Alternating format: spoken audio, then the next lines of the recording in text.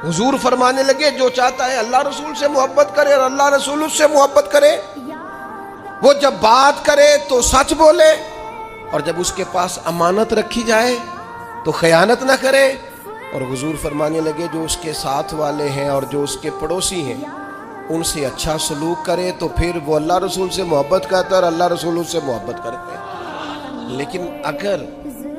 वो जुबान जिससे हम नात पढ़ते हैं, हुजूर का जिक्र पाक करते हैं, नबी पाक के तज़किरे करते, अगर उससे झूठ बोलेंगे, बददियानती करेंगे, खयानत करेंगे, वो खयानत ज़ाती हो, मिल्ली हो, कौमी हो, दीनी हो, कोई भी, और अगर हम अपने साथ वालों को एज़ा देंगे तो गोया हुजूर की ये हदीस बताती है कि जिसको हुजूर से मोहब्बत हो जाए फिर उसके मिजाज से तो तकलीफ ऐसे रुखसत हो जाती है, वो तो किसी को तकलीफ देता ही नहीं, वो तो उसका तो रवैया बदल जाता है।